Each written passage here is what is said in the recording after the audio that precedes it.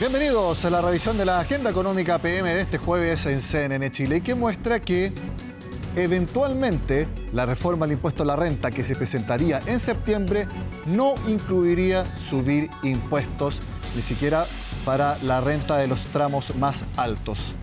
Y digo posiblemente porque ese es el mensaje que están todos entendiendo luego del acuerdo tributario que también les contamos este miércoles. Natalia Muñoz nos explica todo este tema. Idas y vueltas ha tenido la idea de subir el impuesto a la renta. Y recaudar más de quienes más tienen, de hacer un poco más progresivo nuestro sistema tributario. Es por una mayor equidad, por una mayor cohesión social y no es en contra de nadie.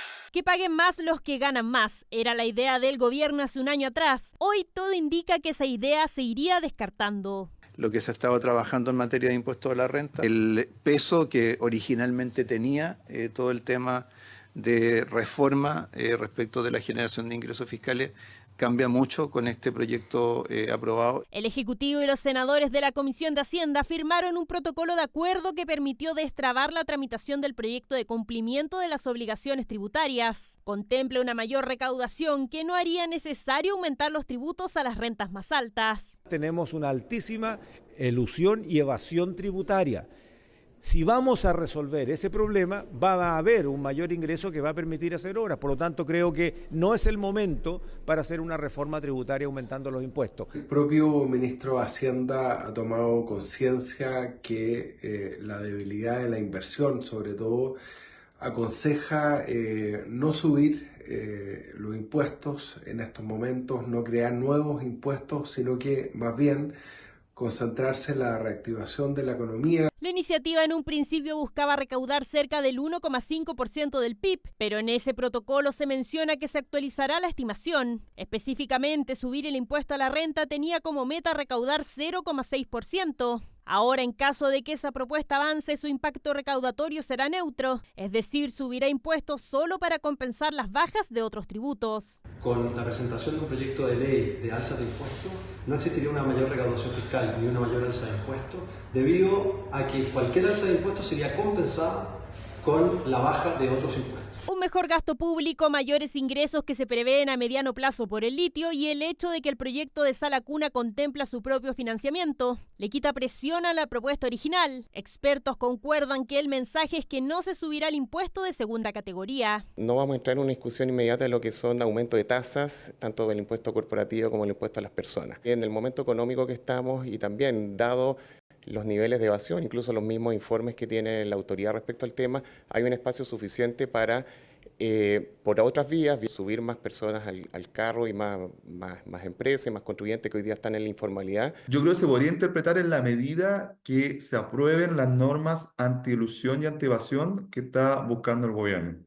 Porque si no se dotan de esas herramientas, el gobierno va a decir, bueno, si usted no me da esta herramienta, yo tengo que aumentar impuestos. Ahora el foco es uno solo, despachar el proyecto anti-evasión antes de que comience en octubre la discusión del presupuesto 2025. Hay un conjunto de temas que son, por así decirlo, de acuerdos, de consenso que se pueden despachar rápidamente. Tenemos un horizonte y unos criterios y una metodología clara con la cual despachar ese proyecto a ley de aquí a fines de septiembre de este año. El próximo miércoles la Sala del Senado revisaría la iniciativa. Ahí se entregarían detalles de la recaudación total, cuyo destino prioritario es el financiamiento del aumento de la pensión garantizada universal y seguridad ciudadana, montos que alcanzarían para no tocar el impuesto a las rentas personales.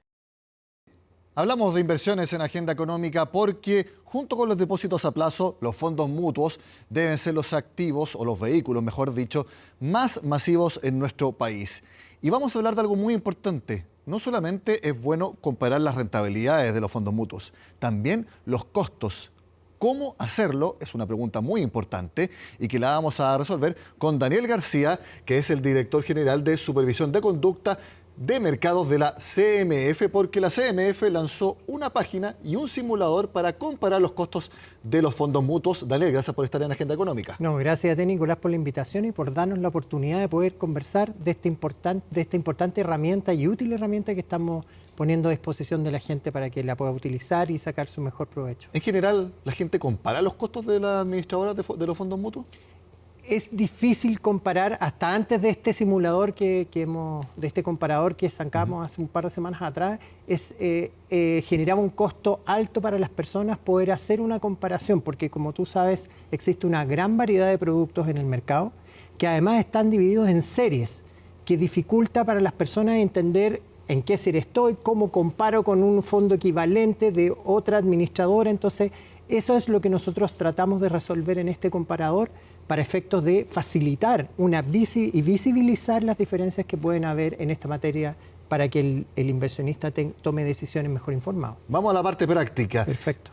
Veamos, esto está en la página web de la cmfchile.cl, esa es la web, y precisamente tiene la parte de entender los costos de los fondos. Vamos a sacar el titular para ver la lámina completa. Daniel, ¿qué es lo que estamos viendo acá y cómo navegamos en este simulador?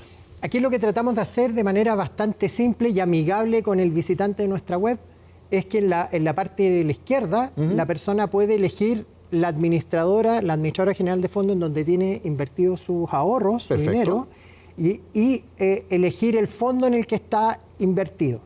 Y eso le va a arrojar en la parte derecha la referencia en cuanto a los colores de en qué percentil de costos está esa administradora en ese fondo. Eso no es algo cualitativo, sino que es cuantitativo en cuanto a, efectivamente, como ustedes tienen toda la base de datos de quienes administran los fondos mutuos, saben exactamente cuánto se cobra por comisión y otros costos asociados. Entonces, aquí ustedes simplemente califican según, por ejemplo, una AGF en particular, si está dentro de las más caras, aquí lo manifiesta, me imagino que ahí en la línea roja. Claro, puede salir en esta imagen, si tú pones la administradora y la administradora y el fondo, y ese fondo está dentro del 20%, por ejemplo, de más alto costo respecto de los fondos comparables, es muy importante, aquí comparamos manzanas con manzanas y peras con peras, le va a aparecer en rojo.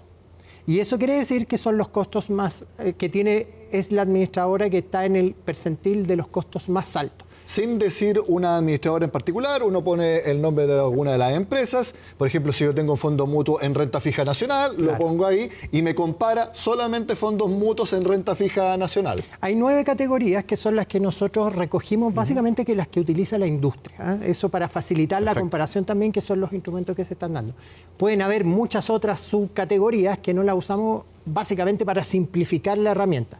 En esas 9 categorías, efectivamente, tú vas a comparar y te va a salir esa referencia respecto de cómo está en comparación al resto. Antes de entrar al simulador, que es la siguiente lámina que vamos a ver, ¿cuáles son los costos asociados más generales para tenerlo también claro?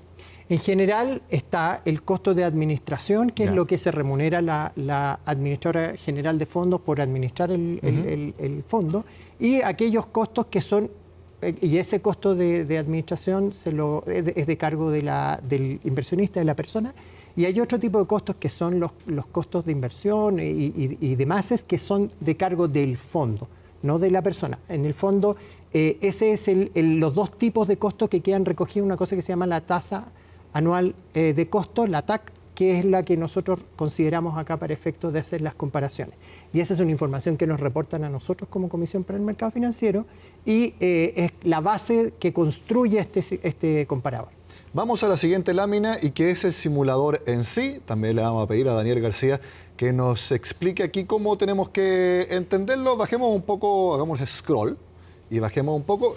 Daniel, a ver, aquí tenemos el simulador. ¿Qué es lo que estamos viendo? Esto es bien interesante porque aquí lo que tratamos de hacer es facilitar aún más la comparación. Entonces, le sugerimos a la persona un monto de inversión que pueda, para verlo en el tiempo. ¿Cuál es el efecto que tiene la diferencia de costo en el tiempo? Eso es lo que se busca con esta sección. Entonces, la persona, por ejemplo, pone un monto determinado de dinero en el fondo que ya preguntó en la primera pestaña, claro, y le va a aparecer el diferencial en el largo plazo, en 10 años, que hubiera tenido bajo ciertos supuestos de rentabilidad que también puede completar. O sea, puedo decir, si yo pienso que el fondo va a rentar un 6% anual, marco la barrita con el 6% y me va a salir cuánto hubiera ganado diferencia respecto del fondo de valor moderado. Es decir, nosotros sugerimos cuánto dinero yo voy a invertir y en base a las dos variables, una rentabilidad que uno obviamente tiene que hacerla más o menos de acuerdo a lo que ha sido históricamente, algunas referencias, pero también la otra variable es cuánto yo tendría que pagar por comisión durante ese periodo de tiempo y ahí me compara y me dice cómo sería el rendimiento de mi inversión con esas dos variables. Exactamente, pero tú no tienes que llenar la parte de cuánto me están cobrando porque esa es la que viene y además... Viene por default. Exactamente, y lo que hace la herramienta es que te va a la que es el monto moderado. Ni siquiera comparamos con la más económica. Comparamos con una que sea de los naranjos, de color naranjo, que son los de costo moderado. Esto es muy importante porque me va a proyectar en el tiempo cómo será mi inversión y así me permite comparar con otras opciones que yo también esté mirando. Pero referente a los costos. Lo que estamos aplicando aquí, eso sí, es que aplicamos la misma variable de rentabilidad para los dos lados. Y como tampoco uno tiene la bola de cristal y puede saber cuánto es el retorno a futuro, y es básicamente una cuestión muy dinámica y muy variable, las personas pueden definir más o menos cuánto es la rentabilidad para ver las diferencias en el fondo de valor que se le va generando en su inversión. Perfecto. Pasemos a la última lámina que hemos preparado, que Daniel nos va a explicar la importancia también de conocerla bien. Ahí está, los costos de la administradora. ¿Qué es lo que estamos viendo en pantalla, Daniel? Bueno, esta es una imagen que está que está innominada. A la derecha se ve AGF 1, 2, 3. En el fondo ahí va a aparecer, cuando se metan al sitio web, el nombre de las administradoras que están operando en estos productos. Y como ven a la derecha, están los tipos, las categorías de fondo, que son 9. Si pinchan en cada una de esas categorías, le va a aparecer, digamos, ordenadas de mayor a menor los costos de las administradoras para ese tipo de fondos. O sea, es como un resumen. Aquí lo este es un resumen, pero la gracia que tiene este resumen es que es una panorámica general que orienta a los inversionistas, particularmente cuando tú desconoces, por ejemplo, en qué serie de alguno de esos fondos estás. Y esta es una invitación bien importante porque también es a que las personas tomen las riendas de sus propios instrumentos de inversión y sean activos en la relación con las administradoras de fondos, pidan la información. Exacto. Si no tienen, están las cartolas y la documentación que periódicamente le reportan, que indaguen ahí, porque eso les va a facilitar mucho el recorrido en el simulador que nosotros pusimos a disposición. Y es muy importante porque estos son los costos. Otra cosa es el rendimiento que tengan los fondos, porque no necesariamente uno tiene que decir, si me cobra más una administradora, necesariamente va a tener una mejor rentabilidad. O si es muy barata, entonces quizás no hacen un buen trabajo, entonces están tratando de atraer clientes por precio, por cobro. No es tan así la comparación. Eso ya es otra figura que uno tiene que analizar. Por supuesto. O sea, acá, y nosotros hemos sido súper enfáticos en este mensaje, la variable costo es una de las variables que tiene que considerar la persona al momento de tomar sus definiciones de inversión. Las otras, hay varias otras que pueden ser tanto más importantes dependiendo de la persona. El horizonte de tiempo que voy a invertir, el perfil de riesgo que yo tengo. Si yo soy una persona muy aversa al riesgo, tengo que tomar ciertos instrumentos que son más conservadores. En fin, esas variables son muy, muy relevantes a la hora de tomar una definición. El costo también es relevante. Y por eso nosotros estamos visibilizando algo que hasta ahora era muy difícil de visibilizar, que era mostrar diferencias. Y las hay diferencias que son significativas. Y eso es importante que la gente lo tenga a la vista, básicamente por decisiones mejor informadas, permiten, digamos, cometer menos errores. Y además, un tema que es muy, muy significativo es que fomentamos también o damos incentivos a que las propias entidades vayan compitiendo a través de generar una visibilidad de los productos que están ofreciendo. Nosotros hace algunos meses mostramos la información que ustedes sacaron respecto a los costos, pero ahora es que ya hay un simulador mucho más interactivo que le permite, como tú dices, a las personas al menos conocer esto que es lo importante y luego tomen sus propias decisiones. Daniel García, director general de Supervisión de Conducta de Mercado de la Comisión para el Mercado Financiero. Un largo título. Sí. Gracias por estar con nosotros en Agenda Económica. Gracias, Nicolás. Hasta luego. Y bueno, seguimos hablando de mercado porque una empresa chilena vuelve a Wall Street. Se trata de LATAM. Orlando Silva nos cuenta cómo fue el camino también, porque recordemos que luego de la pandemia y la historia del capítulo 11 de la aerolínea, salieron de Nueva York, pero ahora se van volando nuevamente a la Gran Manzana.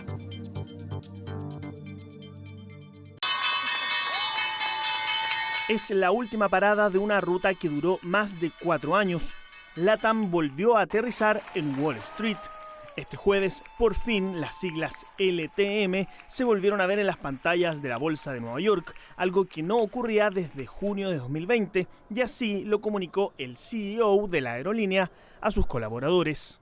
Es maravilloso estar acá, frente a los inversionistas más importantes del mundo. Este es un tremendo hito y marca para mí el final de este ciclo difícil de un poco más de 4 años que hemos tenido que vivir por la pandemia y el capítulo 11. Muchas gracias a todos por este trabajo y disfrutemos que LATAM vuelve a transarse en el mercado más importante del mundo.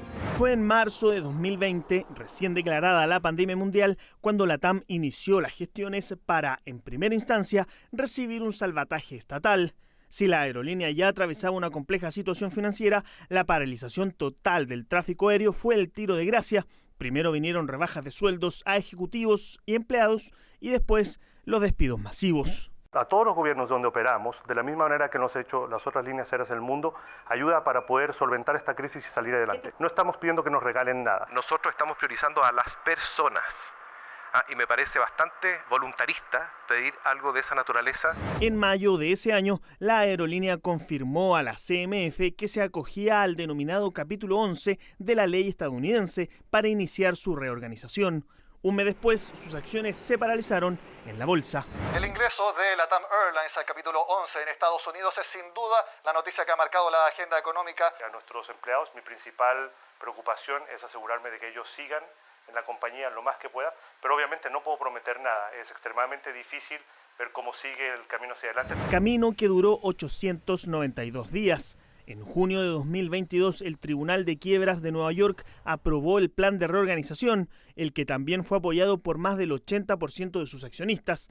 En 2023, el principal hito fue el retorno de los números verdes, ya que la aerolínea cerró el año pasado con utilidades netas por $582 millones. Y ahora, en 2024, se concretó el retorno a la capital bursátil del mundo. Estamos muy contentos de volver a cotizar hoy en la Bolsa de Nueva York, el mercado de capitales más grande del mundo. Hoy volvemos a un mercado que es más profundo, más líquido, con más actores, que les permita a nuestros accionistas beneficiarse de todo ese potencial. Culmina un proceso en que funcionaron los mercados, funcionó para resolver una crisis bastante profunda en su momento, no requirió algún tipo de apoyo estatal, los contribuyentes no tuvimos que sacar a rescatar, ¿no es cierto?, a una compañía aérea diferente, incluso lo que ocurrió en Estados Unidos, y que la compañía siguió operando y ahora está llegando a un punto importante de inflexión. En concreto, LATAM listó 19 millones de ADR, es decir, paquetes de 2.000 acciones cada uno. Como cada ADR se colocó a $24, equivale a 11 pesos chilenos por cada acción. Fue esta equivalencia la que provocó efectos a nivel local. En Chile, las acciones bajaron más de 6% porque los 11 pesos que valió cada papel en la Bolsa de Nueva York es menos que los casi 13 pesos en que había cerrado este miércoles la acción en la Bolsa de Santiago. Sin embargo, tenemos que decir que esta es una caída de corto plazo porque los precios de las acciones se conforman por 3 variables: fundamentales, flujos y expectativas. Los fundamentales se mantienen inalterados y solamente se está afectando los flujos, por lo tanto tiene un impacto de corto plazo, pero un beneficio de mediano y largo plazo, porque la acción, la empresa se está reincorporando en el mayor mercado financiero a nivel mundial. De hecho, según los analistas, la capitalización bursátil de LATAM todavía tiene espacio para crecer. Si actualmente supera los $8.000 millones, la más alta entre las aerolíneas de la región, los expertos ven viable que ésta se encamine a superar su máximo histórico de $12.450 millones.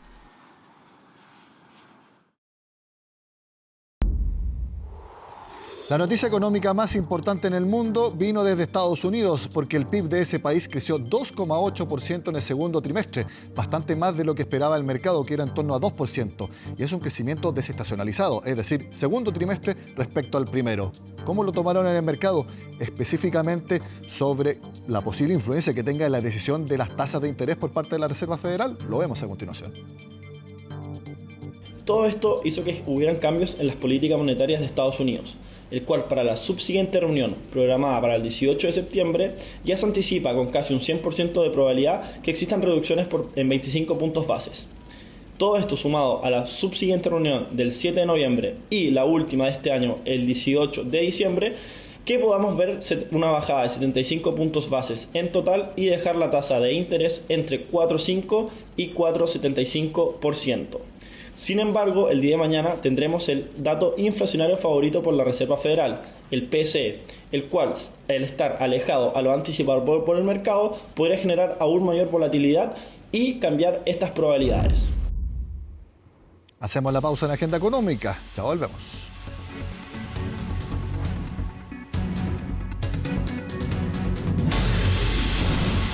Presagiar esto.